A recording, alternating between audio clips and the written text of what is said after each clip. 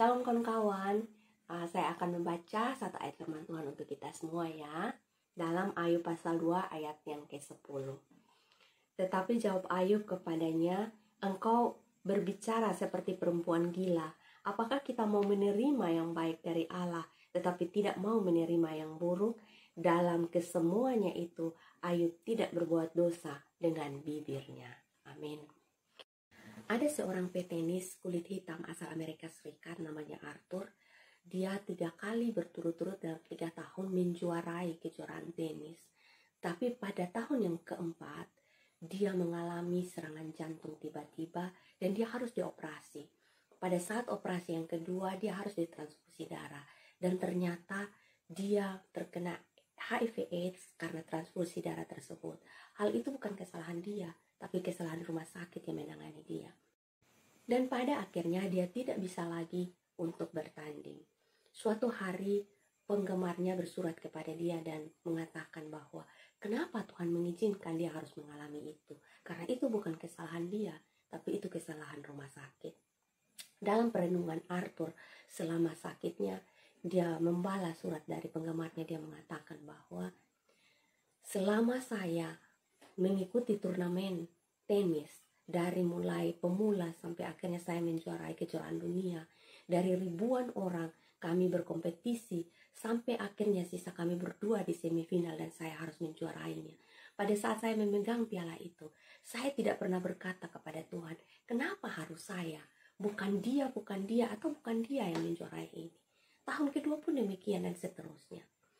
Tapi kenapa pada saat saya seperti ini, saya harus bertanya kepada Tuhan, kenapa saya harus sakit? Betapa tidak bijaksananya saya dengan Tuhan. Cerita ini mengingatkan saya pada kisah Ayub yang sudah kita baca tadi. Ayub mengalami hal yang paling sulit dalam hidupnya bukan karena kesalahan dia, tapi Tuhan mengizinkan itu dialami. Jadi kawan-kawan, apakah kita mau menerima yang baik saja dari Tuhan, tapi ketika yang tidak baik kita alami, kita menolak? Kawan-kawan, kadang kita merasa bahwa kita hanya pantas menerima hal-hal yang baik dari Tuhan. Karir yang bagus, keluarga yang baik, kesehatan yang baik. Tapi ketika kita mengalami kegagalan, kita mengalami kekecewaan, kita mengalami sakit hati, kita akan protes dengan Tuhan. Kita merasa Tuhan tidak adil. Kawan-kawan, saya mengajak pada kita semua, mari kita meneladani apa yang dialami oleh Ayub. Bagaimana sikap Ayub ketika dia mengalami keterpurukan dalam hidupnya. Dan bagaimana sikap Arthur yang sudah kita dengar cerita tadi. Bagaimana dia belajar bijaksana dengan Tuhan. Kita percaya bahwa apapun yang Tuhan izinkan dalam hidup kita, itu yang terbaik untuk kita. Tuhan mau kita belajar dalam setiap proses hidup kita. Mari kita menikmati setiap proses yang Tuhan izinkan terjadi dalam hidup kita. Memang itu tidak mudah. Mari kita belajar mengucap syukur dalam segala hal. Saya percaya bahwa mengucap syukur dalam segala hal, itu yang Tuhan inginkan kita lakukan dalam hidup kita. Karena ketika kita belajar, baik itu hal terburuk yang terjadi dalam hidup kita, maka saat kita mengucap syukur, Tuhan akan turun tangan dalam kehidupan kita. Dan dia akan menyelesaikan semua persoalan kita.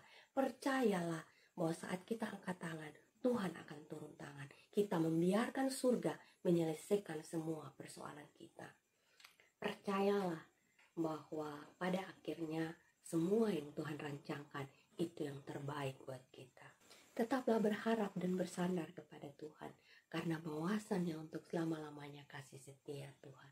Tak berkesudahan kasih setia Tuhan, tak habis-habisnya rahmatnya, selalu baru setiap pagi buat kita. Amin.